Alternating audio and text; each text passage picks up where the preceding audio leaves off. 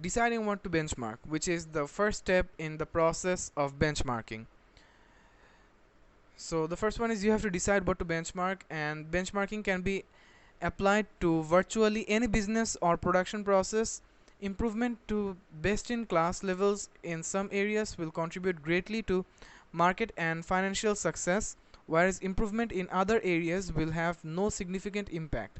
Most organizations have a strategy that defines how the firm wants to position itself and compete in their marketplace. This strategy is usually explained in terms of mission and vision statements. Some questions that can be raised to decide high impact areas to benchmark are: what processes are causing the most trouble, which process contributes the most customer satisfaction and which are not performing up to the expectations, what are the competitive pressure impacting the organization the most, what processes of functions have the most potential for differentiating our organization from the competition. So these are the questions, and next one is: in deciding what to benchmark, it is best not to choose too large a scope. A benchmarking study should not be done quickly, or it may not get all done. In order to limit the scope of a study, thereby limit the time it takes to conduct the study, it is best to choose a broad and shallow scope, or a narrow and deep scope.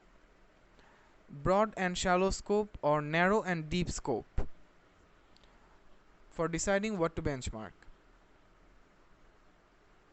Broad and shallow studies ask what is done and span many functions and people and do not go into detail in many of the areas.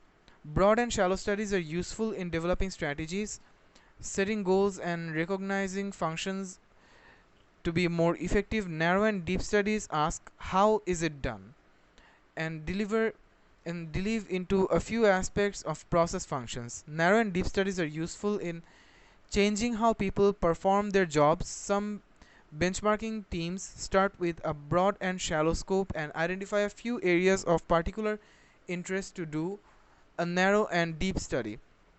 Other benchmarking teams identify the narrow and deep target immediately and based on existing data or experience.